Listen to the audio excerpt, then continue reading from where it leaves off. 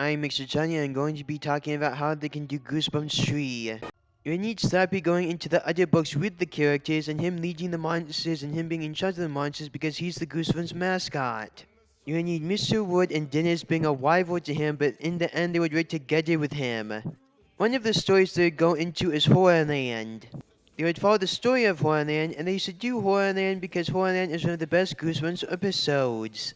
And the horrors are one of the most iconic Goosebumps monsters. Then they would go into the creeps. The creeps are half men, half lizards who want to take over the world. It would be good for them to show some new Goosebumps monsters in the movies, and it would also help get more people to know about the creeps. Then in the end they would get out of the books, and like for how to kill a monster, instead of him having a lot of weaknesses, you can make it that he doesn't have any weaknesses. And for You Can't Scare Me, you can make it that the girl is the daughter of the mud monster. And at the end of the story, the mud monster destroyed the town. And for Shocker on Shock Street, you would need to put in that the kids in the story actually enjoyed the ride instead of being scared of it. Then they got dragged into crates by zombies, seeing roller coaster carts filled with skeletons. And you need a Shock Street amusement park to look more like a horror monster town. And you need to put in even more monsters and better special effects for the monsters. And you need to make it that instead of the kids being robots and the special effects in the amusement park turning out to be fake, it turning out that it isn't special effects in the amusement park and that they're real monsters.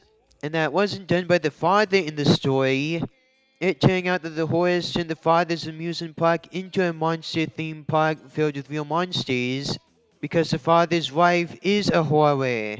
And that's why the mother loved scary rides and couldn't go with them to the amusement park. And that it was the horrors who were secretly watching them through security cameras. And the horrors are doing this to them because they hate that a horror married a human because the horrors hate humans, which is why they scare humans. Then in the end, the horrors would bring the robots that the father would use for the amusement park to life and killed the family with them. And you'd also need to put in a giant praying mantis chasing them because not only was it already in the story, but it's also more popular than ever because of the Goosebumps movies. Then for the masked mutant, you would need to do that the kid in the story is being chased by his favorite comic book supervillain, the masked mutant. Instead of Adam West being the Galloping Gazelle, you would have to have Michael Keaton as the Galloping Gazelle to honor Adam West.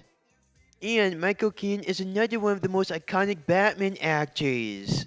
And he's more popular than ever since he became the Vulture in Spider-Man Homecoming. And you'd also need to do him not abandoning the kid in the story and him actually fighting the masked mutant.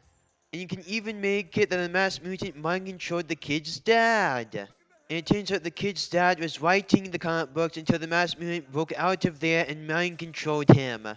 And the reason why he came out of the comic book is because he wants a new arch nemesis and he picked the kid in the story. Because not only is it because the kid likes comic books, but it's also because he came out of his comic book. Then he tries to smash him with his crane, but the kid in the story requests him with the crane.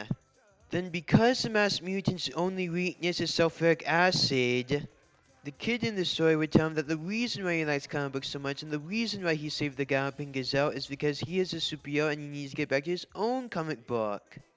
And that his only weakness is sulfuric acid, so when the masked mutant turned into sulfuric acid, he melted.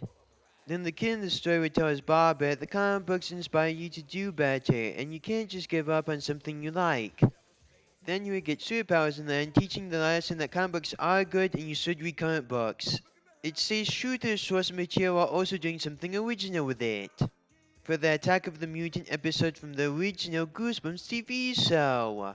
You should also do Attack of the Graveyard Ghouls, The Luck of the Iris, Greed is Good, The Vampire Bride, Weekend at the Poison Lake, Frankenstein's Dog, The Evil Dog, and The Headless Ghost. And I think R.L. Stine, the creator of Goosebumps, should get a second chance doing comic books for Man-Thing. But instead of doing it like how he would do a Goosebumps story, he needs to replicate how he did stories for other Goosebumps monsters. You would need to do him having a sympathetic monster as the main character like how he did in Nightmare on Clown Street for Murder the Clown. The same horror from Attack of the Jack-O-Lanterns. The same kind of storytelling as Attack of the Lawn Gnomes. The same kind of mystery from the Werewolf of Fever Swamp. The same it being a mindless entity like the abominable snowman of Casadilla. A similar way of portraying it like human in shapes. It being done like a similar monster to Sagi. And the horror with the monster would be similar to the body snatchers. Then for the last episode, they would have Slappy getting married to the bride of the living dummy. And now the Goosebumps monsters would be at his wedding. Haunted Halloween. That's all, folks.